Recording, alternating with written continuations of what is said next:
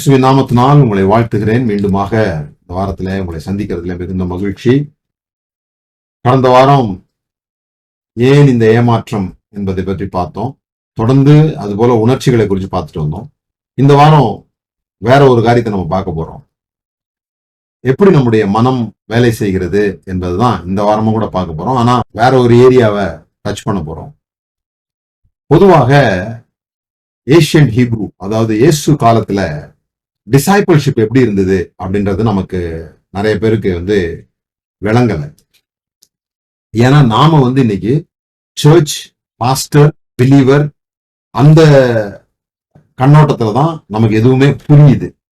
அதாவது இயேசு கிறிஸ்து ஒரு பாஸ்டர் மாதிரியும் அந்த 12 சீஷர்களும் அவருடைய விசுவாசிகள் மாதிரியும் ஒரு பார்வை இருக்கு. அல்லது இன்னும் கொஞ்சம் புரிஞ்சிருந்தவங்கன்னா அந்த 12 சீஷர்களும் அசிஸ்டன்ட் பாஸ்டர் மாதிரியும், இயேசு கிறிஸ்து சீஃப் பாஸ்டர் மாதிரியும், வருகிற கிரௌட் எல்லாம் இன்னைக்கு சர்ச்சுக்கு வர்ற கிரௌடு மாதிரி, வாரம் வாரம் வர்ற கிரௌடு மாதிரியும், அந்த கிரௌடு மேனேஜர்ஸ் ஆகவும் காரியங்களை இப்போ சாப்பாடு வேணும்னா அவர் சீஷர்கிட்ட கேட்கிறாரு. அப்போ சீஷர்கள் போய் அந்த சாப்பாடை கொண்டு வரதுக்கு ட்ரை பண்றாங்க. அல்லது ரொம்ப காசாகும், இது இப்போ இல்லை அப்படின்னோடனே அவர் அற்புதங்களை செஞ்சு கொடுக்குறாரு. இப்படி கதைகள்லாம் நம்ம வாசிக்கிறோம். ஆனா அந்த கதைகள் வாசிக்கும் போது நமக்கு இருக்கிற செட்டப் என்னன்னு சொன்னா, இயேசு சீஃப் பாஸ்டர் மாதிரியும், இந்த 12 சீஷர்களும் அசிஸ்டன்ட் பாஸ்டர் மாதிரியும், வருகிற கிரௌடு பிலீவர்ஸ் மாதிரியும் பாக்குறோம் நம்ம. ஆனா உண்மையிலே அப்படிலாம் அவங்களால அப்படி புரிஞ்சுக்க முடியாது. இப்ப அவங்கள யாராவது டைம் மிஷின்ல ஏறி இங்க வந்தாங்கன்னா அவங்களால அப்படி புரிந்து கொள்ளவே முடியாது. அவங்களால இப்போ உள்ள உலகத்தை புரிந்து கொள்ள முடியாது. நம்மளால எப்படி அவங்க உலகத்தை புரிந்து கொள்ள முடியலையோ அது மாதிரி. ஆனா நமக்கு பாஸ்ட பாக்குறதுனால சில ரெஃபரன்சஸ் நமக்கு கிடைக்குது. சில ரெஃபரன்ஸ் நமக்கு இருக்குது. இப்படிதான் இந்த உலகம் இயங்கி இருக்கிறது. ரபி அப்படின்னு சொன்னா அவர் ஏன் ரபின்னு சொன்னாங்க, அல்லது அந்த காலத்து ரபிகள் எப்படி வாழ்ந்தாங்க, அவங்க டிசைபிள்ஷிப் நோக்கம் என்ன அப்படிங்கிறத பவுல் ஒரு வார்த்தையில ரொம்ப அழகா சொல்றாரு. இயேசு கிறிஸ்து என்னை பின்பற்றுங்கள்னு சொன்னார், என்னுடைய போதனையை கேளுங்கள்னு சொல்ல பாருங்க. அவர் பிரசங்கம் பண்ண போறாரு. அந்த பிரசங்கத்தை சீசர்கள் கேட்க போறாங்க. அதுக்காக அவரை பின்பற்ற சொல்லல. இப்ப நாம எதுக்கு சர்ச்சுக்கு போறோம்னா எதையும் பின்பற்றுவதற்காக இல்ல, பிரசங்கம் கேட்பதற்காக. அப்புறம் நம்முடைய சாய்ஸ் இருக்குது. அந்த பிரசங்கத்தை கேட்டு மாற வேண்டுமா மாற வேண்டாமா அப்படிங்கிற சாய்ஸஸ் நமக்கு இருக்குது. சில பேர் அதை பின்பற்றுவதற்கு அதை செயல்படுத்தி பார்ப்பதற்கு முயற்சி செய்யறாங்க. சில பேர் அதை ஒரு பிரசங்கம் கேட்கறதா நமக்கு முக்கியம். சண்டே சர்ச்சுக்கு போறது எதுக்காக? பிரசங்கம் கேட்கறதுக்காக. அல்லது ஒரு இப்ப இந்த செய்தி இதே கேட்கறீங்க. எதுக்காக கேட்கறீங்க? என்கிட்ட ஒரு பிரசங்கத்தை கேட்கறீங்க. நீங்க என்ன போல ஆகிறதுக்காக கேட்கல. என்ன போல ஆக போறது இல்லை. நீங்க எல்லாரும் இயேசுவை போல ஆகணும்ன்றதுதான் உங்களுடைய நோக்கம்னு வச்சுக்கோமே. அப்படி இயேசுவை போல ஆகிறதுக்கு நீங்க நான் பண்ணுகிற பிரசங்கங்களை கேட்கிறீங்க. ஆனா இதுல ஒரு சின்ன விஷயம் என்னன்னா, இயேசுவினுடைய நாட்கள்ல இயேசு மட்டும் இதை சொல்லல, ஒவ்வொரு ரபியும் இது சொன்னாங்க. ஒவ்வொரு ரபியும் ஃபாலோ மீ தான் சொன்னாங்க. என்னை பின்பற்றுங்கள். அவங்க ஒரு ரபியுடைய ஸ்டூடெண்டா போய் சேர்ந்துட்டாங்கன்னா அந்த ஊர்ல ஒரு பெரிய விழா வச்சு என்ன அவங்கள ஆசீர்வச்சு அனுப்புறாங்கன்னா, உன் ரபியினுடைய தூசி, உன் ரபி நடக்கும்போது வருகிற அந்த மணல் உன்னை நிரப்பட்டும், உன்னை மூடட்டும் அப்படி சொல்லி ஆசீர்வச்சு அனுப்புறாங்க. Let the dust from the feet of your Rabbi fill you அப்படின்றாங்க. ஏன்னா நீ அவ்வளவு க்ளோஸா நடந்து போ, அவ்வளவு நெருக்கமாக நட. அதுதான் சீஷத்துவம். பிரசங்கம் கேட்கறது இல்ல சீஷத்துவம். விசுவாசிகள் பிரசங்கம் கேட்கறாங்க. ஆனா சீஷர்கள் ரபி போல மாற வேண்டும். இப்ப நான் ஒரு குரூப்புக்கு ஒரு லீடரா இருக்கிறேன்னா என்னோட நோக்கம் என்னவா இருக்கணும்னா, என் பிரசங்கத்தை அவங்க கேட்கணும்ன்றது இல்ல. அந்த காலத்துல என்னன்னா என்ன மாதிரி அவங்க மாறணும். அதனால ரபி மாதிரியே செய்வாங்க. அதுலயும் குறிப்பா அந்த சீஷர்கள்ல மூத்த சீஷர் ஒருத்தர் இருப்பார், வயது அதிகமான சீஷர் இருப்பாரு. இயேசுவினுடைய குரூப்ல பேதுரு இருந்தது போல. அந்த பேதுரு தான் மற்ற சீஷர்களுக்கு ரபி என்ன சொல்றாரோ அதை விளக்குவார். அந்த சீஷர் திருமணம் ஆனவரா இருப்பார், மற்றவங்க திருமணம் ஆகாதவங்களா இருந்தா கூட. அவர் என்ன பண்ணுவாருன்னா, ரபி என்னெல்லாம் செய்யறாரோ அதெல்லாம் அவர் செய்யணும்னு விரும்புவார். இப்போ ஒரு ரபி இப்படி பண்றாருன்னா அவரும் இப்படி பண்ணுவாரு. ஒரு எக்ஸாம்பிளுக்கு சொல்றேன். ஆனா இது இல்ல பெரிய எக்ஸாம்பிள். ரபி ஃபாஸ்டிங் பிரேயர்ல உட்கார்ந்து இருந்தா இவரும் கூட போய் உட்காருவாரு. ரபி வேதம் படிக்கும் போது இவர் கூடவே உட்காருவாரு. ஏன்னா இப்ப நாம போகிற சர்ச் மெத்தட் ஸ்கூல் மெத்தட். ஆனா அவங்களுடைய மெத்தட் அந்த காலத்துல குருகுல கல்வி. அந்த குருவோட கூடவே இருப்பாங்க. அப்படி கூடவே இருக்கும்போது அவர் எப்படி ஃபாஸ்டிங் எடுக்கிறாரு, எப்படி ஒருத்தருக்கு ஆலோசனை சொல்றாரு, எப்படி ஒரு சிக்கலான பிரச்சனையை தீர்க்கிறாரு, எந்த மாதிரியான குரலை அவர் பயன்படுத்துகிறார், என்ன மாதிரியான எமோஷன்ஸை வெளிக்காட்டுகிறார், இது எல்லாத்தையும் கவனிப்பாங்க. கவனிச்சு அவரை மாதிரியே இவங்க ஆக ஆரம்பிப்பாங்க. அததான் பவுல் 1 கொரிந்தியர் 11 முதல் வசனத்துல சொல்றாரு, நான் கிறிஸ்துவை பின்பற்றுகிறது போல நீங்கள் என்னை பின்பற்றுகிறவர்களா இருங்கள். பின்பற்றுகிறதுனா நமக்கு எப்படி தோணுதுன்னா, ஒரு தலைவனும் தொண்டனுக்குமான ஒரு உணர்வு ஏற்படுகிறது, அல்லது ஒரு கொள்கையை பின்பற்றுகிறதாக நாம நினைக்கிறோம். நீங்கள் என்னுடைய போதனைகளை பின்பற்றுங்கன்னு சொல்ல பவுல், நீங்க என்னுடைய போதனையை பின்பற்றுங்க, நான் என்ன உங்களுக்கு சொல்றனோ அதை கேளுங்கன்னு சொல்ல, நீங்கள் என்னை பின்பற்றுங்க. அது இங்கிலீஷ் பைபிள்ல ரொம்ப அழகா இருக்குது. Be an imitators of me, imitate பண்ணுங்கன்னு சொல்றாரு. இதேதான் இயேசு சொன்ன ஃபாலோ மீ சொல்லும் போதும், அல்லது டிசைபிள்ஷிப்பினுடைய நோக்கமே என்னன்னு சொன்னா, இயேசு இப்போ நமக்கு ஒரு 10,000 சர்ச் இருக்குது வச்சுப்போம் உங்க ஏரியாவில், அல்லது உங்களுடைய டிஸ்ட்ரிக்ட்ல ஒரு 10,000 சர்ச் இருக்குது. அந்த 1000 சர்ச்சுக்கும் 1000 பாஸ்டர்ஸ் இருக்கிறாங்க. அந்த 1000 பாஸ்டர்ஸும் என்ன சொல்லணும் அப்படின்னு வேதம் எதிர்பார்க்கும் அப்படின்னு சொன்னா, நீங்க என்ன பின்பற்றுகிறாருங்க. நம்முடைய விஷயம் அப்படி வராது. நீங்க இயேசுவை பின்பற்றுங்க, எங்களெல்லாம் பார்க்காதீங்கன்னு சொல்லுவோம் நம்ம. ஆனா பேதுருவும் யோவானும் அந்த தேவாலயத்துக்கு போகும்போது இயேசுவை நோக்கி பாருன்னு சொல்லல, நீ எங்களை நோக்கி பாருன்னு சொல்றாங்க. அற்புதம் செய்யறதுக்கு முன்னால, அற்புதம் செஞ்ச பிறகு அவரை நோக்கி பாருங்க மத்தவங்க கிட்ட. அற்புதம் செய்யறதுக்கு முன்னால சொன்னாங்க, எங்களை நோக்கி பார், என்ன நோக்கி பாருன்றார் பவுல். என்ன பின்பற்றுகிறவர்களா இருங்க, இயேசுவை பின்பற்றுகிறவர்களா இருங்க பவுல் சொல்லல, என்ன பின்பற்றுகிறவர்களா இருங்க அது சொல்லிட்டு சொல்றாரு அவரு. நான் கிறிஸ்துவை பின்பற்றுகிறது போல, தமிழ்ல இது முதல்ல வருது, ஆங்கிலத்துல இது ரெண்டாவது வருது. Be an imitators of me as I am imitating Christ. நான் கிறிஸ்துவை பின்பற்றுகிறது போல நீங்கள் என்னை பின்பற்றுகிறவர்களா இருங்கள். ஒவ்வொரு பாஸ்டர் அல்லது ஒரு லீடர் என்ன மாதிரி இருக்கிற ஒவ்வொருத்தரும் இப்படி சொல்றேன்னு வச்சுக்கோங்க, நான் என்ன செய்யறேனோ அதை பின்பற்றுங்கப்பா, ஏன்னா எனக்கு நல்லா தெரியுது நான் இயேசுவை கிறிஸ்துவ அப்படியே ஃபாலோ பண்றேன். டீச்சிங்கை ஃபாலோ பண்றது கிடையாது, கிறிஸ்துவே ஃபாலோ பண்றது. அது ரெண்டுக்கும் ரொம்ப பெரிய வித்தியாசம் இருக்கு. நான் ஒரு நபராகவே மாறுகிறதுன்றது வேற, அந்த நபர் சொன்னபடி நடக்கிறதுன்றது வேற. சில சமயங்கள்ல சொன்னபடியே நம்ம நடக்கிறது இல்லை, ஆனா சொன்னபடி நடக்கிறது கூட ஈஸியா இருக்கும். அந்த நபராகவே நான் நடக்கிறதுன்றது ரொம்ப கஷ்டமான ஒரு விஷயமாக இருக்கு. அதுக்குதான் டிசைபிள்ஷிப் அப்படின்னு ஒண்ணு கொண்டு வராங்க.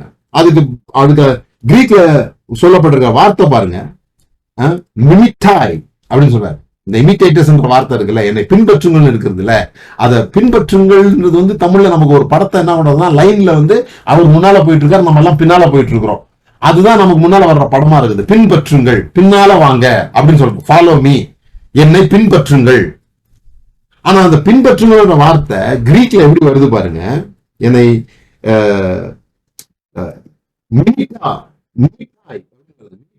became imitators of me. நீங்க மிமிட்டாய் பாருங்க அப்படின்னு சொல்லுது. இந்த மிமிட்டாய் அப்படிங்கறதனுடைய ரூட் வேர்ட் என்னன்னா மிமோஸ். மிமோஸ்ன்ற வார்த்தை இருந்ததுன்னா மைமின்ற ஒரு நாடக கலை இருக்கு பாருங்க. வேற ஒரு நபராக இந்த நபர் அப்படியே ஆக்ட் பண்ணி காமிப்பாரு, அதுதான் மைமின்னு சொல்றோம், ஆக்டர்னு சொல்றோம். நீங்க இப்போ வீரபாண்டிய கட்டபொம்மன் அப்படின்னு சிவாஜி கணேசன் ஞாபகத்துக்கு வருவார். நமக்கு வீரபாண்டிய கட்டபொம்மன் யாருன்னே தெரியாது, அவர் எப்படி இருந்திருப்பாருன்னு தெரியாது. ஆனா இவர் மாதிரிதான் இருந்திருப்பாருன்னு அவருடைய இதை பார்த்து புரிந்து கொள்கிறது போல நாம நடந்து கொள்கிறதை பார்க்கும் பொழுது, இவர் மாதிரிதான் இயேசு இருந்திருப்பாரு போல் இருக்கு, இவர் மாதிரிதான் இயேசு இருந்திருப்பாரு, இப்படிதான் நடந்திருப்பாரு. இப்ப சில பேர் ஏன் தாடி வச்சுக்கிறாங்க, செருப்பு இல்லாம இப்ப யாரும் அப்படி இருக்காங்கன்னு தெரியல. நாங்க சின்ன பிள்ளைங்களா இருக்கும்போது பார்த்த பெரிய ஊழியக்காரர்கள் எப்படி இருப்பாங்கன்னா, பெரிய வெண்தாடி வைத்திருப்பாங்க, செருப்பு போடாம நடப்பாங்க, அது மாதிரிலாம் வச்சிருப்பாங்க. ஏன்னா அவர் பார்க்கும்போது இயேசுவை பார்த்த மாதிரி இருந்துன்னு சொல்லுவாங்க. எனக்கு திருமணம் நடத்தி வச்சவரே பெரிய தாடி வச்சிருந்தாரு, பார்க்கறதுக்கு இயேசு மாதிரி இருக்கிறாருப்பாங்க. இயேசு தாடி வச்சிருந்தாரு நம்ம விஷயமே எத்தனை பேருக்கு தெரியுமோ தெரியாது. ஏன்னா நம்ம அவருடைய இந்த போட்டோ நமக்கு இல்லை. இப்ப பவுல் காலத்துல இப்படி வருதுன்னு வச்சுக்கோங்க, இயேசுவை பின்பற்றுனது போல பவுல் சொல்றாரு, நீங்க என்ன பின்பற்றுங்க. அப்ப யாரோ ஒருத்தர் பவுல் அப்படியே பின்பற்றி இருக்கிறாரு. ஏன்னா அவர் இயேசுவை பார்த்தது இல்லை, அவர் பவுலை பாக்குறாரு. பவுல் சொல்றாரு, நான் இயேசுவை பின்பற்றி இருக்கிறேன், நீங்க என்ன அப்படியே நடிங்க, என்ன அப்படியே இமிட்டேட் பண்ணுங்க. அப்புறம் அவர் அப்படி சொல்லிருக்காரு வச்சுங்களேன், இன்னைக்கு யாராவது கிடைச்சிருப்பாங்க. இந்த சங்கிலி எங்கேயோ உடஞ்சு போயிடுச்சு, இந்த சங்கிலி எங்கேயோ இமிட்டேட் பண்ணாம டீச்சிங்கை ஃபாலோ பண்றதா மாறிடுச்சு, நபரை ஃபாலோ பண்ணல. நபராக மாறல, நாம கொள்கைவாதிகளாக மாறணுமே தவிர அந்த நபராக மாறல. இயேசு தாங்க சொன்னாரு, இதுதான் உபதேசம். அப்படி 40,000 உபதேசம் வச்சிருக்கிறோம். பைபிள் சொல்லுகிறதுன்னு எல்லாருமே டேபிளை குத்தி தான் பேசுறோம். எல்லாருமே, அது கத்தோலிக்கா இருந்தாலும், புரொட்டஸ்டாண்டா இருந்தாலும், பென்டிகாஸ்டா இருந்தாலும், பென்டிகாஸ்ட்ல அது ஏஜியோ சிபிஎம்மோ அது இண்டிபெண்டோ என்னவா இருந்தாலும், யாரு சொல்றதும் நாங்க பைபிள் தான் சொல்றோம். நாங்க பைபிள் சொல்லணும்னு யாருமே சொல்லல. எந்த வசனத்தை இவர் ஏத்துக்கலாம் சரி, அவர் சொல்றவர் நான் பைபிள் தான் சொல்றேன்னு சொல்றாரு. அவங்க பைபிளை புரிந்து கொண்ட விதமாக அது இருக்கிறது. நம்ம பைபிளை புரிந்து கொண்ட அளவுக்கு இயேசுவை புரிந்து கொண்டோமான்னு தெரியல இல்லையா? இயேசுவை புரிந்து கொண்டோமா அப்படின்றது நமக்கு தெரியல. இப்போ பைபிள்ல சொல்லியிருக்கு, வேத வாக்கியங்கள் எல்லாம் தேவ ஆவியினாலே ஏவப்பட்டு எழுதப்பட்டிருக்கிறது அப்படின்னு சொல்லியிருக்கு இல்லையா? அதனாலதான் இந்த பைபிள் தேவ ஆவியினாலே எழுதப்பட்டதை நம்ம நம்புறோம், அதை விசுவாசிக்கிறோம்.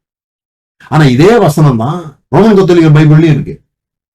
ரோமன் கத்தோலிக்க பைபிள்லயும் இதே வசனம் தான் இருக்கு. இப்ப எந்த பைபிள் தேவ ஆவியினால் எழுதப்பட்டது? புரொட்டஸ்டாண்ட் பைபிளா, கத்தோலிக் பைபிளா? இப்படி கேள்வி கேட்டோம்னா நம்ம கிறிஸ்தவர்களாகவே அங்கீகரிக்கப்பட மாட்டோம். அது போட்டோம். ஆனா இங்க விஷயம் நீங்க புரிந்து கொள்ள வேண்டியது, டு இமிட்டேட் அப்படின்னு சொல்லி சொன்னா, one who studies and reproduce another's mannerism,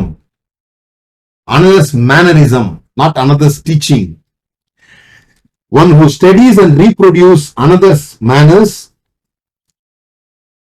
அல்லது follow as a pattern, அவருடைய பேட்டர்னை ஃபாலோ பண்றது, அல்லது imitation as an act or a concept. இதுல இருந்து வந்ததுதான் disciples.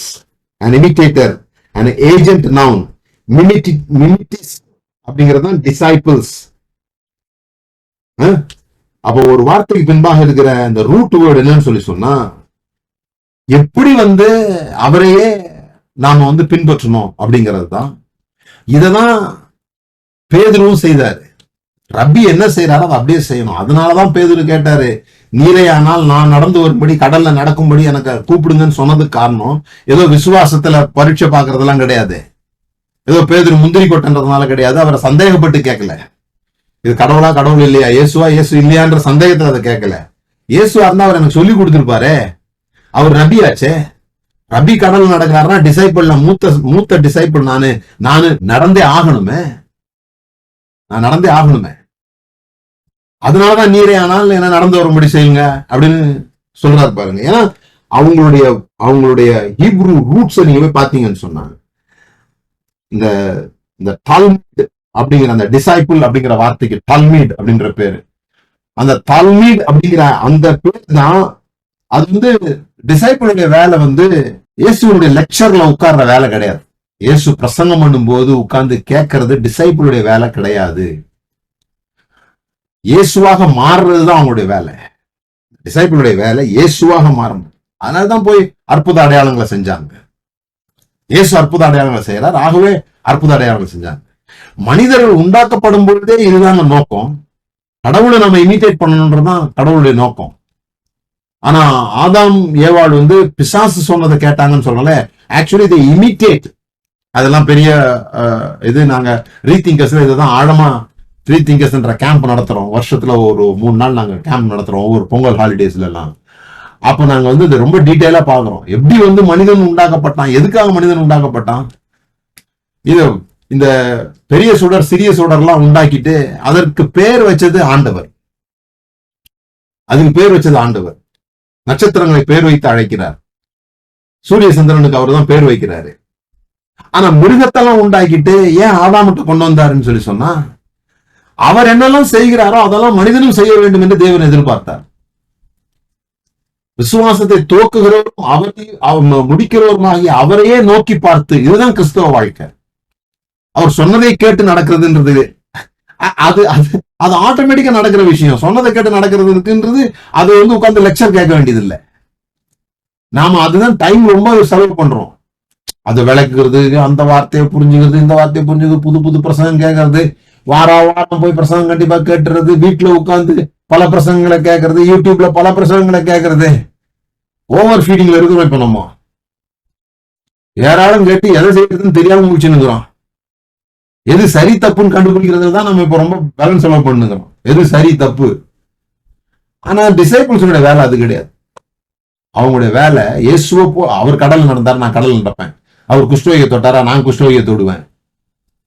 அவர் என்னெல்லாம் செஞ்சாரோ அதெல்லாம் நான் செய்வேன் அப்படிங்கிறது அவருடைய வேலை. அதுக்கப்புறம் அது எப்படி மாற்றம் பட்டுதுன்னு சொல்லி சொன்னா, அவரை தொடர்ந்து பின்பற்றினவங்க அவர்களை போலவே ப்ரொடியூஸ் பண்றது எங்கேயோ ஒரு இடத்துல அந்த செயின் வந்து கட் ஆயிடுச்சு. செயின் கட்டான பிறகு நாம கூடி வந்து பிரசங்கம் கேட்கிறவர்களாக மாறி ஒவ்வொரு குழுவும் அதனுடைய தலைவரை போல மாறணும். இயேசு போல மாற வேண்டாமாங்க. ஏன்னா அதனுடைய தலைவர் ஏற்கனவே இயேசு போல இருக்கிறதுனால அவரு சொல்லணும் என்ன போலவே மாறுங்க அப்படின்னு சொல்லிட்டு. ஓகேங்களா? இது என்ன உட்பட சொல்றேன். என்னமோ நான் வந்து எல்லாரையும் என்ன போலவே மாத்திட்டேன் அப்படின்னு கிளைம் பண்ணல. நோக்கம் இதுதான் அப்படின்றத சொல்றேன். சோ இந்த டிசைபிளுடைய வேலை என்ன அப்படின்னு சொன்னா, the word for religious practice, அவர்களுடைய ரிலீஜியஸ் பிராக்டிஸ் இருக்குல்ல. இப்ப நம்ம சண்டே ஆனா போய் ஜெபம் பண்றோம், துதிக்கிறோம், ஆராதிக்கிறோம், சாட்சி சொல்றோம், பிரசங்கம் கேட்கறது போல அவங்களுடைய ரிலீஜியஸ் பிராக்டிஸுக்கு பேர் வந்து ஹலாக்கா. ஹலாக்கா ஹலாக்கான்ற வார்த்தையினுடைய அர்த்தம் என்னன்னா டு வாக், நடப்பது, அவர் போலவே நடப்பது, நடக்கிறது. அவங்க அப்படிதான் வச்சிருந்தாங்க. Right doctrine was never separate from way of walking. டாக்ட்ரின்றது அவங்களுக்கு தனியா இல்ல, அவர்களுடைய வாழ்க்கை முறை தான் அவங்களுக்கு உபதேசமாக இருந்தது. சோ பவுல் எழுதும் போது என்ன எழுதுறாரு, இதை பின்பற்றியவர்களாக இருங்கள் அப்படிங்கிறது. ஏன் பின்பற்றுங்க? இமிட்டேட் பால். பால் இமிட்டேட்ஸ் கிரைஸ்ட். பால் என்ன பண்றாரு? என்ன பின்பற்றுகின்றாரு? He gives permission to study his life. என்னுடைய வாழ்க்கையை நான் மேடையில நின்று பிரசங்கம் பண்ணும்போது என்ன பாக்குறீங்களே, என்னை பார்த்துட்டு சில பேர் என்ன பண்றாங்க, ஒரு நல்ல பிரசங்கம் பண்ற ஒரு நபரா இருந்தாருன்னா, யாரோ ஒருத்தர் இருந்தாருன்னா, அவர் எப்படி செய்யறாரு, அவர் எப்படி பேண்டை தூக்கி விடுறாரு, அது மாதிரி பேண்டை தூக்கி விட்டுக்கிறாங்க. அவர் எப்படி மூக்கு அடிக்கடி இப்படி பண்ணா இவங்களும் அப்படி பண்றாங்க, அல்லது காலத்துக்கு மேல வச்சா இவங்களும் காலத்துக்கு மேல வைக்கிறாங்க, அல்லது கண்ணை மூடி பாட்டு பாடும்போது கண்ணை இப்படி பண்ணா அப்படி பண்ண முயற்சி பண்ணவங்களா இருக்கிறாங்க. ஏன்னா இமிட்டேட் பண்றோம்னா அது இமிட்டேட் வந்து அசிங்கமா இருக்கும். இந்த உடல் மொழி அப்படியே இமிட்டேட் பண்றது இருக்குல்ல, அது வந்து நிறைய நேரம் ஹானர் பண்றதா இருக்காது, அது அசிங்கமா இருக்கும். நமக்கு நம்மள மட்டம் தட்டுறதா இருக்கும். என்ன இவர் அவர் மாதிரியே செய்யறாருப்பாங்க. ஆனா அவருடைய இன்னர் ஒர்க்கிங், அவருடைய மனம் எப்படி வேலை செய்கிறது, அவர் ஜனங்களுக்காக எப்படி பரிதாபமாக இருக்கிறார், அவர் எப்படி கம்பேஷனா இருக்கிறாரு, அவருடைய கை எப்படி வெள்ளையா இருந்தது அது மாதிரி என் கையை வெள்ளையாகிறதுக்கு நான் ஏதாவது கிரீம் போட்டு தடவி என்ன பண்றது, அவர் கை நீட்டும் போது உள்ளுக்குள்ள இருந்து என்ன நடந்துச்சோ அது நடக்கிறது தானே வேலை. அப்போ அவருடைய லைஃப ஸ்டடி பண்றதுக்கு இப்ப இருக்கிற பிரச்சனை என்ன, நான் எவ்வளவு நல்லா பிரசங்கம் பண்ணுவேன் அப்படின்றது ஜனங்களுக்கு தெரியும். நான் எப்படி வேதத்தை வந்து கொஸ்டின் கேட்பேன், எப்படி வந்து தியானிப்பேன், அதெல்லாம் கூட சில பேரால கட்ட முடியும். ஆனா நான் வீட்டுல எப்படி இருக்குன்னு அவங்களுக்கு தெரியுமா? எனக்கு ப்ரெஷர் வரும்போது நான் எப்படி நடந்துப்பேன்றது அவங்களுக்கு தெரியுமா? திடீர்னு ஒரு லாஸ் வருது, நான் நினைச்சது நடக்காத போது, பயமான காரியங்கள் வரும்போது நான் எப்படி நடப்பேன், நான் எப்படி என்ன வார்த்தைகளை சொல்லி ஜெபம் பண்ணுவேன், ஃப்ரஸ்ட்ரேஷன்ல என் மனைவிக்கு நான் எப்படி பேசுவேன், இது யாருக்கு தெரியும்? என் கூடவே யாராவது வாழ்ந்தாங்கன்னா அவங்களுக்கு தெரியும். நிறைய நேரம் ஊழியர்களுடைய பிள்ளைகள்கிட்ட நான் பேசும்போது, பாஸ்டர்ஸுடைய பிள்ளைங்கள்ட்ட நான் பேசும்போது, அந்த பிள்ளைங்களுக்கு பெரிய பாதிப்பு என்னன்னு சொல்லி சொன்னா, அவங்க வந்து 2 பேரை பாக்குறாங்க. அவங்க அப்பா மேடையில நின்று பேசுறது வேற மாதிரி இருக்குது, வீட்டுல வந்து பேசுறது வேற மாதிரி இருக்குது. அதனாலதான் நிறைய ஊழியருடைய பிள்ளைங்க ஊழியம் செய்யறதுக்கு விரும்புறது இல்லை, அல்லது அதை விட்டு ரொம்ப தூரமா போயிடுறாங்க. ஏன் அப்படின்னு சொல்லி சொன்னா, அவங்க 2 பேர் பாக்குறாங்க. மேடையில நின்று பேசும்போது அவ்வளவு அழகா பேசுகிற நாம உண்மையான வாழ்க்கையை வாழும் பொழுது நம்முடைய உண்மையான வாழ்க்கையே ஜனங்களுக்கு தெரியாது. என்னுடைய உண்மையான வாழ்க்கை ஜனங்களுக்கு தெரியாது. நான் மேக்கப் போட்டுக்கிற வாழ்க்கை தான் ஜனங்களுக்கு தெரியும் இல்லையா?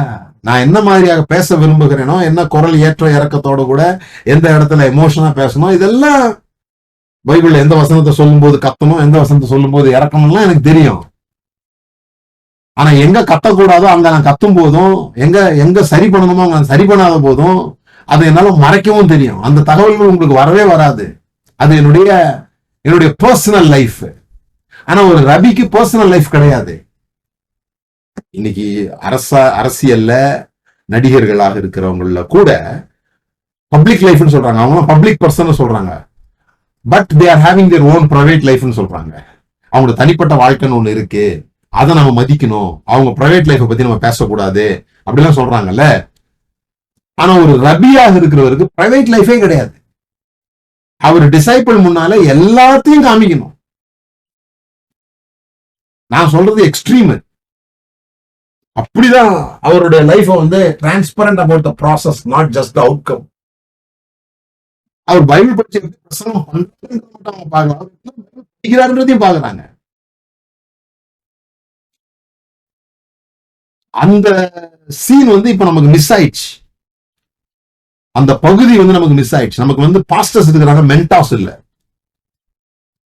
பவுல் கூட சொல்றவங்க, உபதேசிக்கிறவங்க நிறைய பேர் இருக்காங்க, தகப்பன்மார் இல்லையன்றாங்கல்ல. அந்த தகப்பன்மார்ன்றவங்க வந்து நான் தகப்பேன் அப்படின்னு சொல்லிக்கிறாங்க. உடனே நான் வந்து அப்பா மாதிரி ஸ்பிரிச்சுவல் ஃபாதர் அப்படிலாம் கொண்டுட்டாங்க.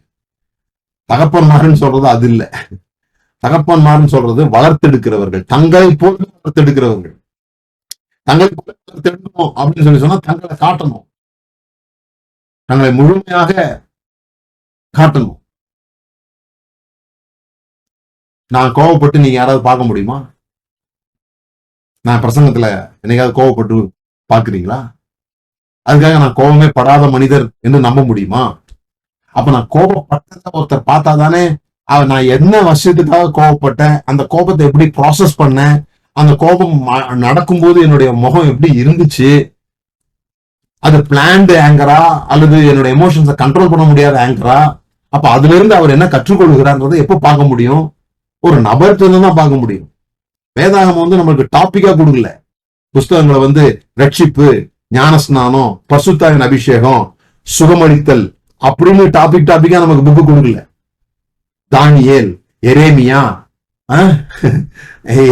அப்புறம் என்ன மார்க்கு, மத்தேயு எழுதின சுவிசேஷம், மார்க்கு எழுதின சுவிசேஷம், எல்லாம் ரூத்து, 1 சாமுவேல், 2 சாமுவேல்.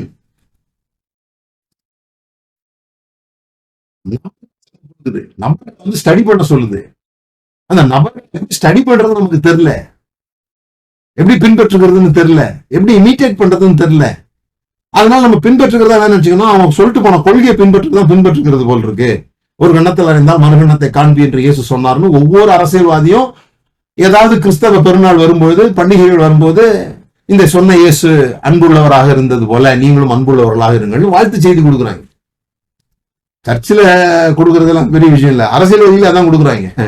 இயேசுவை போல அன்புள்ளவர்களா இருங்க, ஒரு கணத்துல இருந்தால் மறுகணத்தில். கொள்கையை பேசுறாங்க அவங்க, நாம மட்டும் பேசல. எல்லாருக்கும் இயேசு எங்க பிடிக்கணும் அங்கதான் பிடிக்கும். ஒரு கணத்துல இருந்தால் மறுகணத்தை காண்பி அப்படின்னு அவங்க சொல்றது போல நம்மளும் சொல்றோம். ஆனா நம்ம ஒரு கணத்தை திருப்பி காண்பிக்கும் போது யாரும் நம்மளை பார்த்தது இல்லை. அந்த வாழ்த்து சொல்றவங்க எல்லாம் அது மாதிரியா வாழ்ந்துட்டு இருக்காங்க. அவங்களுக்கு விரோதமா ஒரு அறிக்கை கொடுத்தா 10 அறிக்கை கொடுக்கறது இல்லையா? ஆனா அவங்க எதிர்பார்ப்பு என்னன்னு சொல்லி சொன்னா, இயேசு பெருமான் இப்படி சொன்னார், அவர் இப்படி சொன்னார், இவர் இப்படி சொன்னார். இது கொள்கையை பேசுறது, கொள்கை பிடிச்சிருக்குது. ஏன்னா அதுல அவங்களுக்கு எந்த பாதிப்பும் இல்லை. இயேசுவை பின்பற்றுகிறது போல நீங்களும் இயேசுவை பின்பற்றுவது மட்டும் இல்லை. பைபிள் சொல்லுது பாருங்க, 1 கொரிந்தியர் 10:6 சொல்றாரு, அவர்கள் இச்சித்தது போல நாமும் பொல்லாங்கானவர்கள் இச்சியாதபடிக்கு இவைகள் நமக்கு திருஷ்டாந்தங்களா இருக்கிறது. அது ஒரு எக்ஸாம்பிள், அது கூட ஒரு விஷயம் இல்ல. எபிரேயர் 12:1 இப்படி சொல்லுது, அதுதான் மேகம் போன்ற திரளான சாட்சிகள்.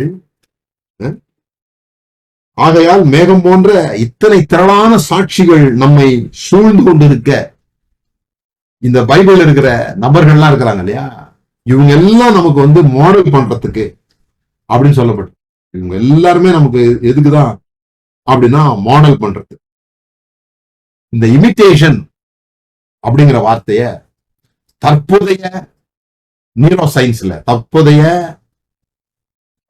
மூளையை குறித்து படிக்கிறவங்க பயன்படுத்துற வார்த்தை என்னவா இருக்குன்னா மாடலிங் அப்படின்னு சொல்றாங்க. மாடலிங் அப்படிங்கிறது வந்து இந்த துணியை உடுத்தி அந்த மாடல்ஸ் சொல்றாங்களா, அது இல்ல. இது வந்து ஒரு நபரை பின்பற்றுகிற இமிட்டேஷனை பத்தி பேசும்போது மாடலிங் அப்படின்னு சொல்றாங்க. ஏன்னா நான் ஏற்கனவே சொன்னது போல தேவன் நம்மளை உண்டாக்குனதே அவரை பின்பற்றும்படியாக, அவரை நோக்கி பார்த்து பின்பற்றும்படியாக. மனிதர்கள் உண்டாக்கப்படும் பொழுதே நிர்வாணமா தான் உண்டாக்கப்பட்டிருந்தாங்க. அவங்கள ட்ரெஸ் போட்டு எல்லாம் உண்டாக்கல, நிர்வாணமா தான் உண்டாக்கியிருந்தாங்க. ஆனா ஆதாமும் ஏவாளும் அவங்கள ஒரு நாளும் பார்க்கவே இல்லை. அது வரைக்கும் அந்த பழம் சாப்பிடுற வரைக்கும் அவங்க எப்படி இருக்கிறாங்கன்னு பார்க்கவே இல்லை. அவங்க கண்ணு அவங்களுடைய சுயத்தை நோக்கி போகல, அல்லது அவங்களுடைய கண்ணு பக்கத்தில் உள்ள காம்படிஷனாக போகல. அவங்க 2 பேருடைய கண்ணும் தேவன் மேலே இருந்தது, தேவன் மேலே இருந்தது. தம்மை விசுவாசிக்கிறவரை, விசுவாசத்தை துவக்குகிறவரும் முடிக்கிறவருமாகி அவரையே நோக்கி பார்த்து இந்த கண் இங்க பிக்ஸ் ஆயிருந்தது. ஆனா என்னை பழத்தை சாப்பிட்டாங்களோ அன்னைக்கு பழத்தை சாப்பிடும் போது அவங்கள பாக்குறாங்க தங்கள் நிர்வாணிகள் என்று அறிந்து. அதுக்கு முன்னால வசனம் என்ன சொல்றது? அவர்கள் நிர்வாணிகளா இருந்தும் வெட்கப்படாதிருந்தார்கள். அப்படின்னா அவங்க நிர்வாணிகள் அவங்களுக்கு பெருசா தெரியல, ஏன்னா அவங்களே பார்க்கல, அவங்கள எடை போடல. நம்ம யாரு, நம்ம எப்படி இருக்கிறோம், நம்ம என்ன ட்ரெஸ் பண்ணிருக்கிறோம், என்ன ட்ரெஸ் பண்ணல, பக்கத்துல உள்ளவங்களோட நம்ம நல்ல ட்ரெஸ்ஸா பண்ணிருக்கிறோமா, அவங்க கவர் பண்ணாத பகுதியில நாம கவர் பண்ணிருக்கோமான்னு ஏவாள ஆதாம ஏவாளோட பார்க்கல. No competition. அவங்களே அவங்க பார்க்கல, சுயத்தையும் பார்க்கல, அடுத்தவங்களையும் பார்க்கல, தேவனையும் பார்த்திருந்தாங்க. ஏன்னா அதுக்குதான் உண்டாக்கப்பட்டிருந்தாங்க. அதை கட் பண்ணும்போதுதான் என்ன நடந்துச்சுன்னு சொன்னா தங்களை பார்க்கிறவங்களா மாட்டாங்க. அப்பதான் நிர்வாணமா இருக்கிறோன்னே அவங்களுக்கு தெரியுது. பக்கத்துல உள்ளவங்களை பாக்குறாங்க, போட்டி போட்டுக்கிறாங்க, மறைஞ்சிக்கிறாங்க, மறைக்கிறாங்க, பழி சொல்றாங்க, இவாதான் காரணம், சர்ப்பம் தான் காரணம். எல்லாம் நடக்குது, அங்கதான் நடக்குது. ஏன்னா இமிடேஷன் மாறி போச்சு. யாரை பின்பற்றணுமோ, யாரை போல மாறணுமோ அவங்கள போல மாறல, யாரை போல மாறக்கூடாதோ அவங்கள போல மாறுறாங்க. சர்ப்பம் என்கிறதே மினுமினுப்புன்னு சொல்லியிருக்குது. அது அதனுடைய வேதத்துல மிகுந்த நிர்வாணம்னு சொல்லியிருக்கு. சர்ப்பம் மிகுந்த தந்திரமுள்ளவனா இருந்தான் இருக்குல்ல, அதுக்கு சரியான ஹீப்ரு வேர்டு அவன் மிகுந்த நிர்வாணம் உள்ளவனா இருந்தான் அப்படின்னு இருக்கு. ஸோ அதை பத்திலாம் இங்க பேசுறதுக்கு டைம் இல்லை. பட் இந்த பிஹேவியர் சயின்ஸ், மனிதர்களுடைய பிஹேவியர்ஸை ஸ்டடி பண்றவங்க இந்த விஷயத்த மாடலிங்னு சொல்றாங்க. ஏன்னா ஆண்டவர் நம்மளை உண்டாக்கும் போது நமக்கு மட்டும்தான், மனிதர்களுக்கு மட்டும்தான் மிரர் நியூரான்ஸ் அப்படிங்கிற ஒரு விஷயம் மூளையில இருக்குது. மிரர் நியூரான்ஸ் நமக்கு அடுத்தது எதுக்கு மிருக கூட்டங்கள்ல எதுக்கு அதிகமா இருக்குதுன்னு சொன்னா, மற்ற மிருகங்களுக்குலாம் அந்த மிரர் நியூரான்ஸே இல்லை. இந்த ஒராங்கொட்டான் அப்படின்னு சொல்லப்படுகிற மனித குரங்கினுடைய ஒரு வகையை சார்ந்த இதுக்குதான் இந்த மிரர் நியூரான்ஸ் இருக்குதுன்னு கண்டுபிடிச்சிருக்கிறாங்க. அதனாலதான் இந்த குரங்கு மனிதர்களை போல ஆக்ட் பண்ணுது, ஒன்ன காப்பி அடிக்குது. இந்த மிரர் நியூரான்ஸ் மற்றவருடைய செய்தியை காப்பி அடிப்பதற்கு அல்லது மற்றவருடைய உணர்ச்சிகளை நம்முடைய உணர்ச்சிகளாக மாற்றிக்கொள்வதற்கு உதவுகிறது. ஒருத்தர் படம் பார்க்கிறோம், ஏதோ ஒரு விஷயத்த நடிச்சு காமிக்கிறாங்க, அல்லது ஒரு விஷயத்த சொல்றாங்க, அவங்க அழுறாங்க, அவங்க துக்கத்தோடு அழும்போது டக்கு நமக்கும் அழுக வந்துடுது. ஏன் அழுக வந்துடுது? ஒருத்தர் உணர்ச்சி வசப்பட்டு அவருடைய கஷ்டத்தை சொல்லி அவருடைய வெற்றியை பகிர்ந்து கொள்ளும்போது நமக்கும் ஒரு ஆனந்தம் வருகிறது. ஏன் அந்த ஆனந்தம் வருது? அவங்களுடைய உணர்ச்சிகளை நம்முடைய உணர்ச்சிகளாக பெற்றுக்கொள்ளுகிற, அதை காப்பி அடிக்கிற ஒரு விஷயம் நம்முடைய மூளைக்குள்ளாக இருக்கிறது. அதை எப்படி வேலை செய்ய வைக்கிறது அப்படிங்கிறது தான் ரொம்ப முக்கியமான விஷயமாக நம்ம கற்றுக்கொள்ளப்பட வேண்டிய ஒரு விஷயமா இருக்குது. ஸோ இந்த மாடலிங்னா என்ன அப்படின்னு சொன்னா, find someone who already get the result you want. உங்களுக்கு என்ன ரிசல்ட் வேணும்னு நீங்க நினைக்கிறீங்களோ, ஞானியோட சஞ்சரிக்கிறவன் ஞானம் அடைவான், மூடரோட சஞ்சரிக்கிறவனும் வீணா போவான், நாசம் அடைவான் இல்லையா? அப்போ ஞானியோட சஞ்சரிக்கிறதுனா என்ன? எப்படி அந்த ஞானியோட சஞ்சரிக்கிறது?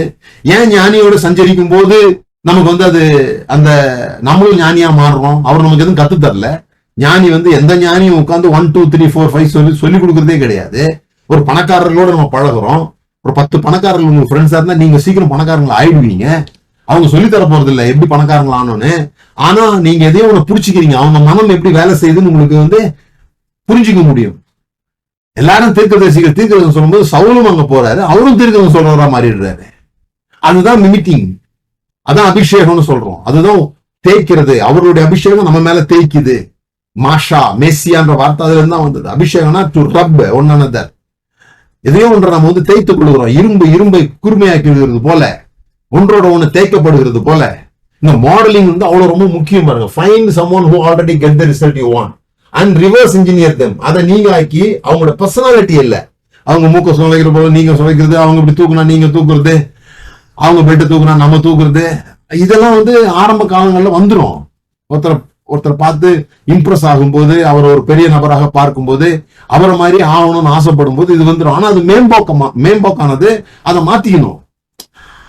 நம்ம புரிந்து கொள்ள வேண்டியது என்னன்னா அவங்களுடைய பேட்டர்ன் என்ன, அவங்க எப்படி வேலை செஞ்சுக்கிறாங்க, அவங்க எப்படி ஹோப்பா இருந்திருக்காங்க, அவங்க எப்படி ஆப்டிமிஸ்டிக்கா இருந்திருக்காங்க, அந்த நேரத்துல அவங்களுக்குள்ள என்ன நடந்திருக்கும், அதைதான் நம்ம கண்டுபிடிக்கணும். பேட்டர்ன் கண்டுபிடிக்கணும். அப்ப 3 விஷயங்கள் நம்ம வந்து கண்டுபிடிக்க வேண்டியிருக்குது. ஒரு ஆள் எப்படி ஒரு எக்ஸாம்பிளை ஃபாலோ பண்றது, ஒரு மாடல் நமக்குன்னு ஒரு நபரை வைத்துக்கொண்டு எப்படி வந்து நம்ம ஃபாலோ பண்றது, எந்த ஃபீல்டுலையும் எப்படி ஃபாலோ பண்றது. ஒண்ணு, முதல்ல அவங்களுடைய ஸ்ட்ராட்டஜி என்ன, அவங்களுடைய திட்டம் என்ன, அதாவது the sequence of the decisions a person runs. ஒரு சிக்கலான விஷயத்தை அவர் தீர்வு காண்றார். எப்படி தீர்வு காண்றார், முதலாவது என்ன செய்யறார், ரெண்டாவது என்ன செய்யறார், மூணாவது என்ன செய்யறார், பிரஷரான சமயத்துல அதை எப்படி மேற்கொள்கிறார், அவர் எந்த வகையில நடத்துறாரு, அதுதான் பேட்டர்ன், அதுதான் சீக்வன்ஸ். ஒரு முந்திலாம் வந்து இப்ப இருக்கான்னு தெரியல, இப்ப பெட்டிகள் எல்லாம் இருக்குது, ஒரு நம்பர் லாக்னு சொல்றாங்க. நம்பர் லாக் 3 2 1 அதான் நம்பர் லாக்னு வச்சுக்கோங்க. 3 2 3 போட்டாதான் அது திறக்கும். 2 3 அதுல இருக்கிற நம்பர் தாங்க போட்டேன், ஆனா அது திறக்கல அப்படின்னு சொல்ல முடியாது. போன் நம்பர் இருக்கு, ஒரு வரிசையில் இருக்குது, அந்த 10 நம்பரை நான் போட்டேன், வரிசைப்படி போட்டேன். அது போல ஒரு திட்டத்தை செயல்படுத்துறது வேற, ஆனா சீக்வன்ஸ் கண்டுபிடிக்கணும். நம்ம எது முதல்ல செய்யறாங்க, எதை ரெண்டாவது செய்யறாங்க, எதை மூணாவது செய்யறாங்க, அந்த சீக்வன்ஸ் முக்கியம். சோ அதான் ஸ்ட்ராட்டஜி. ரெண்டாவது பிலீஃப்ஸ், அவங்களோட பிலீஃப் என்ன, அவங்களுடைய நடவடிக்கையை எது ஃபியூல் பண்ணுது, எது அதற்கு தீனி போடுகிறது. மூணாவது அவங்களுடைய பிசியாலஜி, அப்பதான் அவங்களுடைய பாடி வந்து எப்படி கேரி பண்ணுது. அது கூட பாடியினுடைய ஃபுல் ஆக்ஷன் இல்ல, அவங்களுடைய பிரீத்திங், அவங்களுடைய சுவாசம் எப்படி இருக்குது, அவங்களுடைய இன்னர் ஸ்டேட், அவங்க நிக்கிற விதம், அவங்களுடைய இன்னர் ஸ்டேட்டை வந்து வெளிப்படுத்துது. இதெல்லாம் கொஞ்சம் நம்ம வந்து படிக்க வேண்டிய விஷயங்களாக இருக்கிறது என்பதை புரிந்து கொள்ளணும். சோ எப்படி அதை செய்ய போறோம், ஒண்ணு அப்சர்வ் பண்ணணும். ஒரு நபரை வந்து அப்சர்வ் பண்ணணும். அப்போ ஒவ்வொரு பகுதியையும் அவரை குறித்து என்னவெல்லாம் கற்றுக்கொள்ள முடியுமோ, தெரிந்து கொள்ள முடியுமோ தெரிந்து கொள்ளணும். ஒரு பிசினஸ்ல நீங்க இருக்கிறீங்க, பிசினஸ் பீப்புளுக்கு பேசுறேன் நான். ஒரு பிசினஸ்ல நீங்க இருக்கிறீங்க, அந்த பிசினஸ்ல வெற்றி அடைய விரும்புறீங்கன்னா, அந்த பிசினஸ்ல இது வரைக்கும் வெற்றி அடைந்த ஒரு 10 பேர் உங்களுக்கு தெரியுமா? பழக்கமானு கேட்கல, தெரியுமான்னு கேட்கிறேன். அவரை பற்றி நீங்க படிக்க முடியுமா? அவரை பற்றி யூடியூப்ல, புக்ல, அவருடைய பேட்டிகள், அவரை பத்தி ஃபுல்லா படிக்க முடியும்னு சொல்லி சொன்னா, read every passage in full context. அவரை பற்றி என்னெல்லாம் தெரிந்து கொள்ள முடியுமோ எல்லாத்தையும் தெரிஞ்சு கொள்ளுங்க. ரெண்டாவது, அவங்க பிரஷரான சமயத்துல என்னெல்லாம் செஞ்சிருக்கிறாங்க அப்படின்றத நோட் பண்ணுங்க. வாழ்க்கையினுடைய சேலஞ்சஸை எப்படி அவங்க கையாண்டு இருக்கிறாங்க, அதுல இருந்து எப்படி மேல வந்திருக்கிறாங்கன்றத பாருங்க. பிறகு ரிப்பீட்டிங் பேட்டர்ன்ஸ், ஒவ்வொரு முறையும் அவங்க எப்படி நடந்திருக்கிறாங்க பாருங்க. சரி, எல்லா பணக்காரங்க நீங்க கேட்டு பாருங்க, அவங்க தரித்திரமானாங்களான்னு, தரித்திரத்துக்கு வெளியே வந்தாங்களான்னு கேளுங்க, ஆமான்னு சொல்றாங்க. நான் யூடியூப்ல மில்லியனிஸ்ட பேட்டி எடுக்கிற ஒரு நபரை பார்த்தேன், நிறைய வீடியோஸ் பார்த்தேன். நான் எல்லாருடைய பேட்டர்ன் ஒரே மாதிரி இருக்கு. அதுல முக்கியமா அவங்க கடவுளை நம்புறாங்க. ரெண்டாவது, அவங்க வந்து எவ்வளவு கீழே போனாலும் டக்குனு மேல வந்துடுறாங்க. கீழே போறதுக்கு பயப்படுறதே இல்லை, அதாவது நஷ்டம் அடைகிறதுக்கு பயப்படுறதே இல்லை. நஷ்டம் பயங்கரமா அடைகிறாங்க, பயங்கரமா மேல வர்றாங்க. அது ஒரு பேட்டர்னா வச்சிருக்கிறாங்க. அப்படியே பணம் நமக்கு என்ன பயம்னா, போயிடுச்சுன்னா திரும்பி வராதுன்ற பயத்துலதான் நம்ம எதையும் செய்யறது இல்லை. ஆனா அவங்க பாருங்க, ராக்கெட் எல்லாம் செய்யறாங்க. ஒரு ராக்கெட் கீழே வந்தா எத்தனையோ கோடி போயிடும், ஆனா மறுபடியும் நம்புறாங்க. கேட்க வேண்டியது, நான் அவர்கள் செய்கிறதுல இருந்து வித்தியாசமாக என்ன செய்ய, what would I do differently, நான் இதுல இருந்து வித்தியாசமாக என்ன செஞ்சிட்டு இருக்கிறேன், என்ன செய்ய விரும்புறேன். அப்சர்வ் தென் அனலைஸ். அவங்களோட ஸ்ட்ராட்டஜி என்ன, அவங்களோட பிலீஃப்ஸ் என்ன, அவங்களோட வேல்யூஸ் என்ன, எதை அவங்க ப்ரையாரிட்டைஸ் பண்ணிருக்கிறாங்க, அவங்க எப்படி டிஸ்கிரைப் பண்றோம். அப்புறம் alpha, choose one pattern this week, right the belief in first person. இதெல்லாம் வந்து செய்ய வேண்டிய விஷயங்கள். நான் எப்படி செய்யணும் அப்படிங்கிறத நம்முடைய குரூப்ல நான் பேசுறேன். நம்ம சனிக்கிழமைகள்ல ட்ரைப் குரூப்ல பேசுறேன். அதை இப்ப நம்ம பாடம் நடத்திட்டு இருக்கிறோம். எப்படி வந்து ப்ரெஷரான சமயத்துல எப்படி நம்ம எமோஷன்ஸ்ல இருந்து வெளியே வந்து எமோஷன்ஸ் எப்படி சரி பண்றது, அதுக்கான ஸ்டெப்ஸ் என்ன அப்படிங்கறதான் கடந்த 2-3 வாரங்களாக பேசிட்டு இருக்கிறேன். எப்படி நம்மளால சரியா திங்க் பண்ண முடியும்,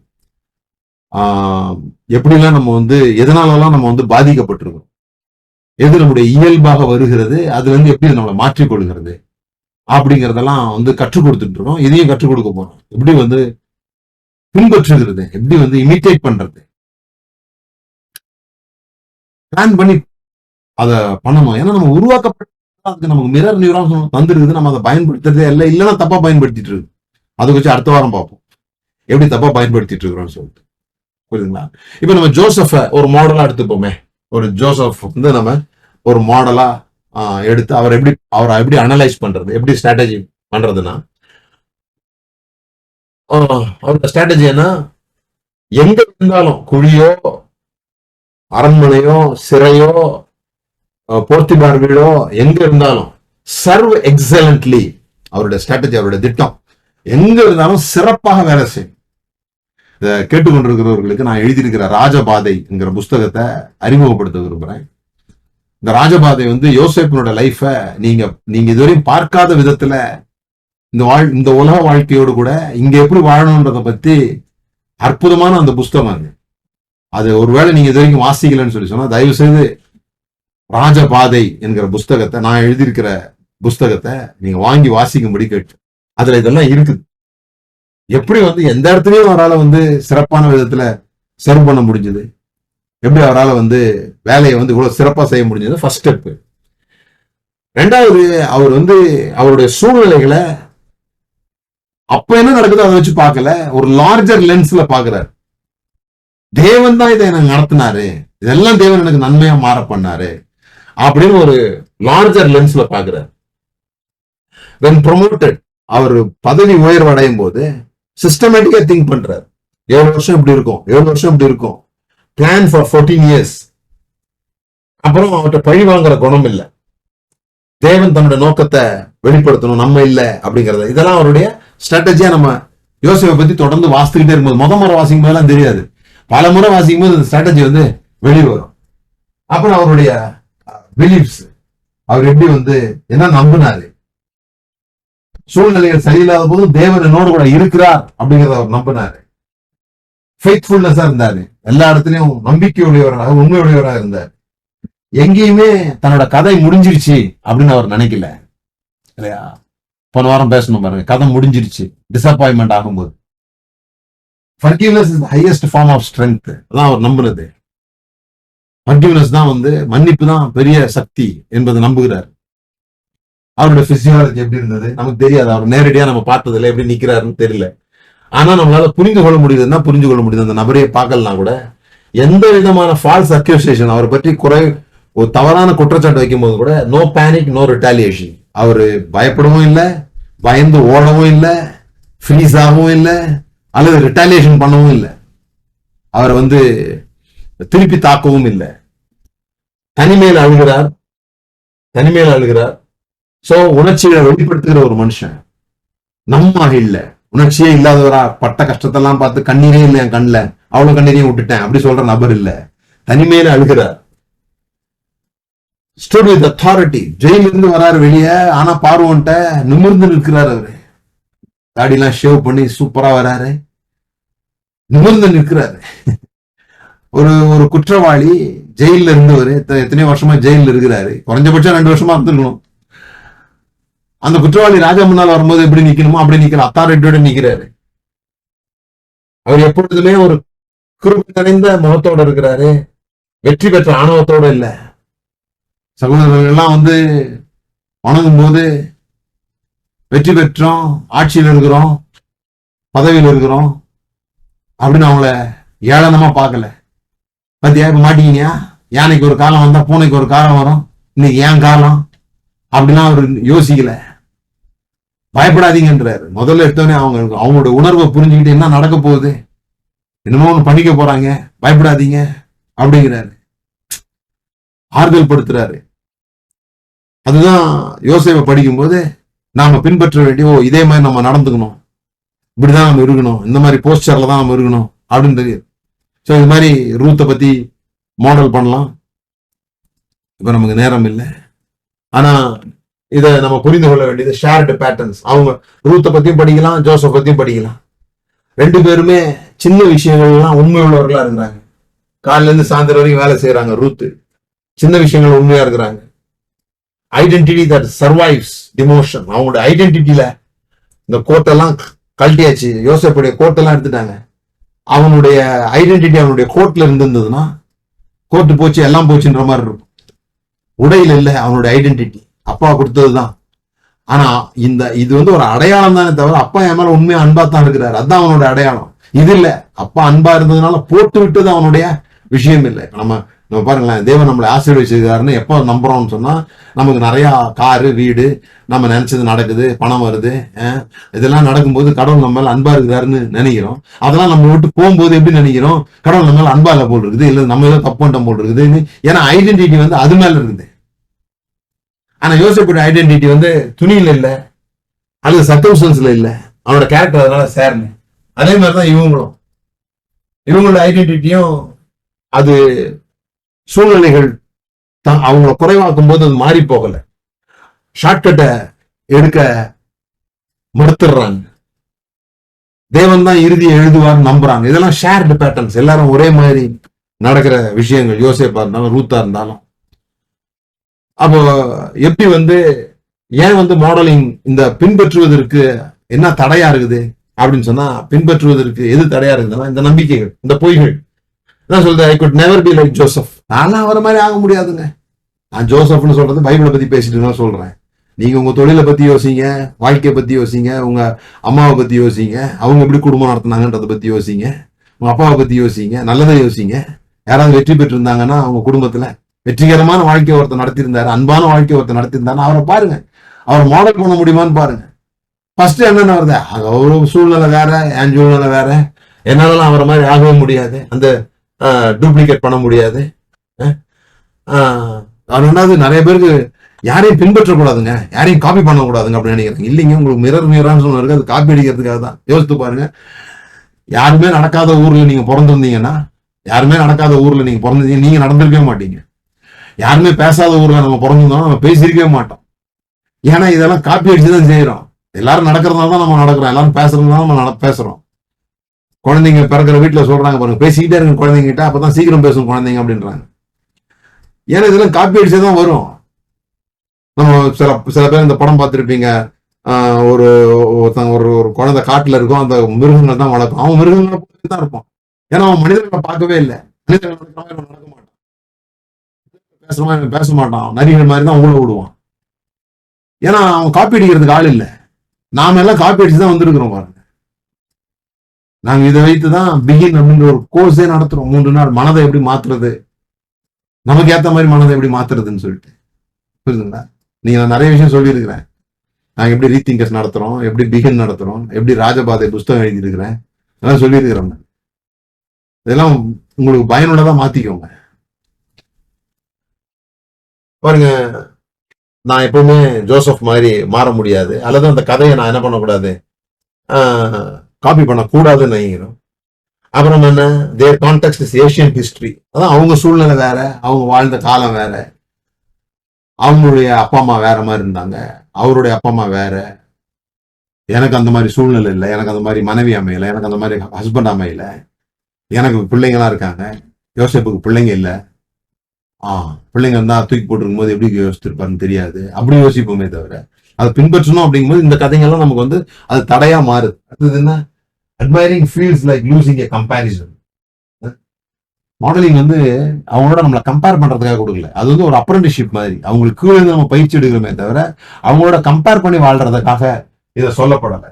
you are learning a craft. அது ஒரு ஆற்றல், அது ஒரு ஆர்ட். அது அடுத்து அவங்களுடைய உள்ளான மனிதனை புரிந்து கொள்வது.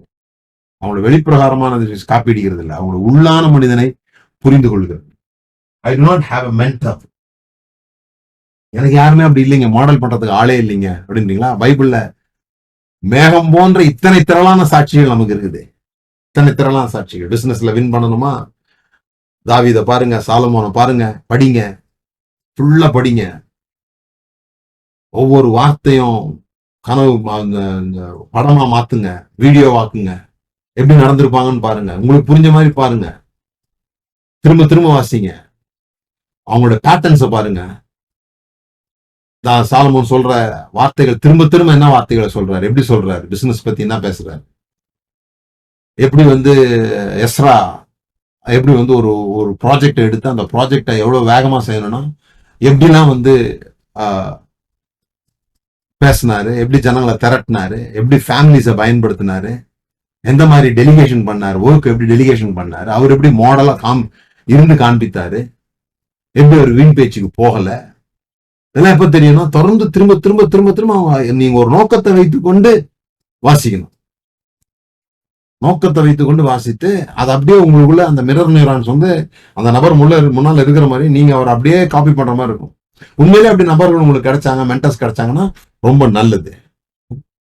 இப்போ நீங்க பர்சனல் மென்டர்ஸ் உங்களுக்கு வேணும், பர்சனல் மென்டர்ஸை கண்டுபிடிக்கணும்.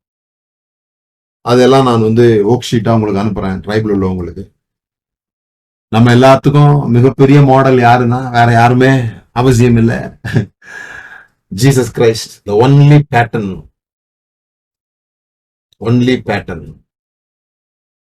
அவர் யாரையும் மாடல் பண்ணல, அவரை தான் எல்லாரும் மாடல் பண்ணணும். பவுல் சொல்றாரு, நான் அவரை மாடல் பண்ணது போல நீங்க எனக்கு என்ன பண்ணுங்க, மாடல் பண்ணுங்க அப்படின்றாரு. எப்படி அவருடைய ஸ்ட்ராட்டஜி என்ன? இயேசு கிறிஸ்துவோட ஸ்ட்ராட்டஜி எப்பவும் தனிமைக்கு போகிறார், ஜெபம் பண்ணுகிறார், எந்த ஒரு முடிவு எடுக்கிறதுக்கு முன்னாலேயும். அது வாஸ்து பாத்தீங்கன்னா தெரியும். ஆன்சர் கொடுக்கறதுக்கு முன்னால கேள்விகள் கேட்கிறாரு, கேள்விகளினால் ஜனங்களை வழி நடத்துகிறார். எப்பொழுதுமே தன்னை சுற்றி இருக்கிறவங்களை விட வெளியே இருக்கிறவங்களை நோக்கி move toward outsider first. Refuse to let urgency dictate timeline. அவர் எப்படி நடக்கணும்ன்றது எந்த அர்ஜென்சியும் இல்லாம அவர் நடந்துக்கிறாரு. யாரோ ஒருத்தர் செத்து போறாங்க, உடம்பு சரியில்லாம இருக்கிறாங்கன்னு போயிட்டு இருக்கிறாரு. போயிட்டு இருக்கும்போது ஒரு அம்மா பிடிச்சி இழுக்குது, அங்க நின்று பேச்சுவார்த்தை நடத்தின்னு இருக்கிறாரு. கூப்பிட்டவருக்கு எப்படி இருந்திருக்கும்? ஐயோ பதட்டமா இருக்குது. அந்த நேரம் பார்த்து தகவல் வேற வந்துடுச்சு. என்ன தகவல் வந்துடுச்சு? செத்து போயிட்டாரு, இனிமே அவரை தொந்தரவு பண்ண வேணாம் அப்படின்னு வந்துடுச்சு. இனிமே அவரை தொந்தரவு பண்ணாதீங்க. இல்ல அவன் நான் ஆரம்பத்துல என்ன முடிவு எடுத்தனோ அதான் முடிவு, அது எனக்கு எல்லாம் பிரச்சனை ஒண்ணும் இல்லை அப்படின்னு வராரு. இது மாதிரி நிறைய விஷயங்கள் நம்ம வந்து அவரோட ஸ்ட்ராட்டஜியா பார்க்க முடியும். அது மாதிரி அவரோட பிலீஃப்ஸ். அவர் என்ன சொல்றாரு, என்னோட அடையாளம் வந்து கிரௌடு என்னை பத்தி என்ன சொல்லுதோ அது கிடையாது, என்னோட பிதா என்னை பத்தி என்ன சொன்னாரோ அதுதான் கிரௌடு அப்படின்றாரு. காலை கழுவுறதுல தான் பவர் இருக்குதுன்னு நினைக்கிறாரு, சிங்காசனத்துல உட்கார்ந்து இருக்கிறது இல்ல. ஃபாதர்ஸ் வில் தான் ஃபைனல் மெஷர் அப்படிங்கிறாரு. இப்போ பிசியாலஜி எப்படி இருக்கு பாருங்க. அவரு அதே மாதிரி அழுறாரு லாசருவனுடைய கல்லறைக்கு முன்பாக. யாரை தொடக்கூடாதுன்னாங்களோ அவங்கள தொடராரு. ஆனா பிலாத்து முன்னால அமைதியா இருக்கிறாரு. பெரிய புயல் அடிக்கும் போது தூங்குறாரு. இதெல்லாம் அவருடைய உடல் மொழி என்ன பேச வருது அப்படின்றத கற்றுக்கொள்ள முடியும். இப்படிதான் ஒரு நபரை வந்து நாம மாடலிங் பண்ணணும். Not imitation alone, union.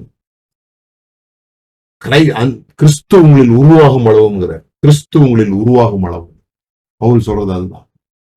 ஓகேங்களா? ஸோ இதை குறித்துதான் நாம வந்து படிக்கணும். இதை இன்னும் ஆழமா படிக்கணும். அதெல்லாம் ஒரு டேஸ்ட், ஒரு சின்ன விஷயங்கள் தான் சொல்லி விடுறோம். ஆனா ட்ரைபிள் இருக்கிறவங்களுக்கு இது ஆழமாக படிக்கிறதுக்கு ஒரு வாய்ப்பு இருக்குது. வாய்ப்பு எல்லாரும் கொடுக்கப்படுது. நான் படிச்சுக்கணும், கேட்கணும், திரும்ப திரும்ப யோசிக்கணும். அதை பத்தி ஏதோ புதுசா சொல்றாங்க, இது என்ன விஷயம் அப்படின்னு யோசிக்கணும். புரியுதுங்களா? தொடர்ந்து கற்றுக்கொள்வோம் ஆண்டவரை பற்றி. வெறுமனே அவர் சொன்னதை கற்றுக்கொள்வது மாத்திரம் இல்லை, அவரையே கற்றுக்கொள்ளணும். கிறிஸ்துவை அறியணும். கிறிஸ்து சொன்னதில்லை, கிறிஸ்துவை அறிகிற அறிவு. கிறிஸ்து உங்களில் உருவாகும் அளவு. நான் கிறிஸ்துவை பின்பற்றுகிறது போல நீங்களும் என்னை பின்பற்றுகிறவர்களாகுங்கள். அதுக்கு நான் சொல்லுகிற நான் தைரியமா இருக்கணும், தைரியமா சொல்ல தெரியும். எனக்கு என்ன பின்பற்றுங்க, ஏன்னா என் லைஃப் வந்து உங்களுக்கு ஓபன் பண்றேன். பக்கத்துல வச்சு படிச்சு கொடுக்க வாய்ப்பு இல்லைன்னு சொன்னா அது ஏற்படுத்தணும். அதுதான் சர்ச்சினுடைய மெயினான வேலை. ஆனா அது செய்ய முடியல இப்போ. அப்போ மக்களே என்ன பண்ணணும்னு சொன்னா எல்லாத்தையும் படிக்கணும், எல்லாத்தையும் தெரிந்து கொள்ளணும். ஒரு மனிதரை பற்றி எல்லாத்தையும் புரிந்து கொள்ளணும். நீங்க யார மாடல் பண்ண விரும்புறீங்களோ அவங்கள, யார இமிட்டேட் பண்ண விரும்புறீங்களோ அவங்கள. அது இமிட்டேஷன் வந்து உங்களுக்கு நல்லா இருக்கும். சில சமயத்துல பாதகம் ஏற்படும். அது என்ன பாதகம்ன்றதை அடுத்த வாரம் பார்ப்போம். மற்றவங்களை ஆசீர்வதித்திருக்கிறார். தொடர்ந்து சந்தி.